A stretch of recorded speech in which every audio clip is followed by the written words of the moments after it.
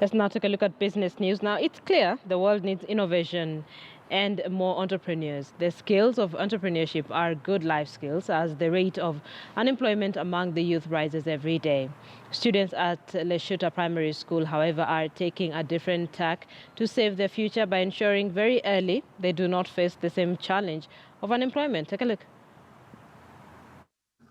Arable farming is a rare activity in Maasai land.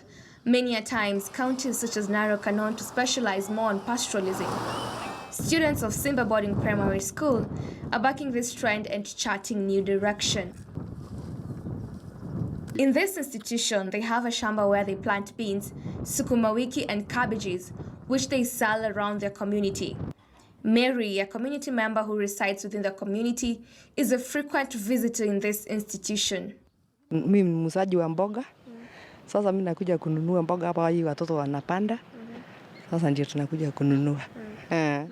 Marco Kiaki, who is a 15 years old, dreams of having arable farming adapted in their region. We are hoping to go and encourage those parents which are just looking for animals, but also to join this club. Their patron, John Kiwa, has been their greatest benefactor thus far. He ensures the students are able to get the right market and thus run their project sustainable. Tuliweza kuwasaidia hawa watoto ili expand knowledge on farming. Unakuta sasa wengine walienda wakaanza kuanzisha mambo na farming kule nyumbani kwao kwa sababu sana sana this community ambao wanaishi hapa hawakuwa wanajua mambo na farming. The project is not only transforming the lives of the pupils, but also the community at large. In Oldekisei community, the story is similar. At 3:10 p.m. when classes are done, you will find students out in their field exploring their talents. Most of the time, the games they play include football, basketball, and even rugby. The script is, however, different for 40 students at Oldekisei Boarding Primary School. Games time also means that it is time to check on their poultry project. Rearing chicken is not a very common occupation here in the heart of Maasai land. According to Lea Kirima, who is a class 7 student, the project that started last year has far transformed her life in ways she never imagined. Mimi nataka nikuwe na kuku wengi, sasa nipate mayai mingi, niwe ninauzia watu. Many of the students have now been able to start a similar project back at home and even gone to an extent of encouraging their parents to adopt the same, thus diversifying incomes and changing livelihoods. Jonathan Ingu allowed us to walk to his parents' home to have a look at what he does. To be part of this entrepreneurship club, each student volunteers to contribute 50 shillings per month. This is in return enables them to invest and sustain their project. At the same time, commitment is of essence because the work here is not easy, as the club patron confirms. Apart from depending on livestock keeping at home, in future, once they learn such kind of skills and knowledge, maybe they will have an alternative way of earning their livelihood. With the skyrocketing rate of unemployment amongst the youths in Kenya, several schools in Narok West are embracing various farming methods to equip pupils with the much-needed skills and, in the long run, change the entrepreneurship mindset in the Ma community. Julie Owino, KTN News. The Africa Regional Data Cube has been formally launched today at an event in Nairobi, Kenya. This new tool harnesses the latest Earth observation and satellite technology to help Kenya, Senegal, Sierra Leone, Ghana and Tanzania address food security as well as issues relating to agriculture, deforestation and water access. The launch was followed by in-depth training for government representatives for participating countries.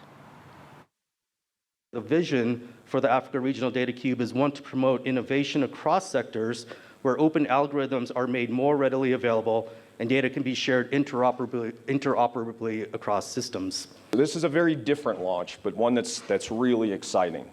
You know, just 10 years ago, if we were to pull together satellite data for 5 countries like we're doing this week, and pull all of that together from year 2000 forward, that would have cost $40 million US. And for those of you in East Africa, that's 4 billion shillings. That is all free now, completely free and available. But there's still barriers. There's barriers to accessing that data. There's barriers to pulling it together. and making it useful.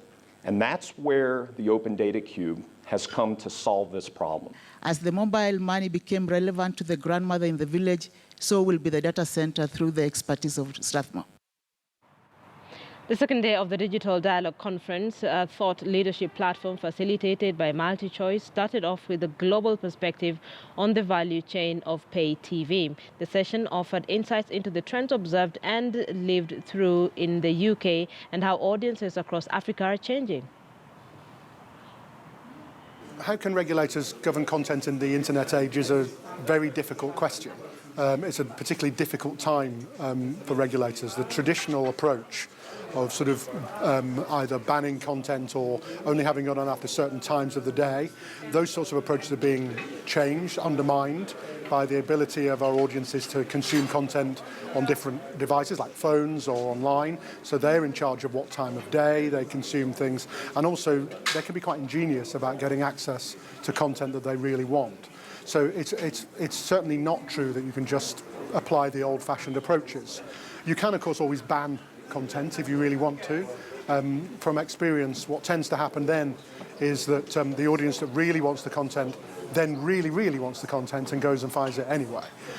So I think you have to find approaches which are about ensuring that people who make content behave in certain ways, setting standards for how they should behave, asking them to behave professionally.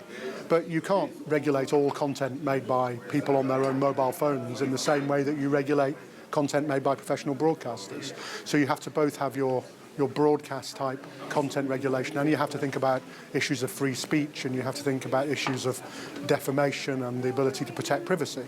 So they're very big complex questions that are not just about regulating television. Most of the challenges faced by employers in the country revolve around policies and regulations. This emerged during the Federation of Kenya Employers annual general meeting that was held today. Besides skills and labor relations, National President of the Federation of Kenyan Employers, Mark Obuya, asked the government to involve stakeholders in drafting labor laws. Waziri, and this is the elephant in the room. Our major concern is on the emerging challenges which have been brought by the Statutes Law Amendment Bill 2018. We are concerned that stakeholders are there are proposals to remove them. I am also aware there are certain concerns, particularly with amendment to certain laws managing NSF, NHIF, HELP, and others. But I can only speak for the Ministry of Labour at the moment. What we are saying is that, yes, the role of the tripartite parties are well enshrined. COTU and FKU will continue to play its role. But we are saying for us to now balance in terms of who sits on the board is not me to decide, but you to give an option. The idea of one person sitting on the board for as long as they want is really not very healthy. We need to have a change. That's why we are giving you an opportunity.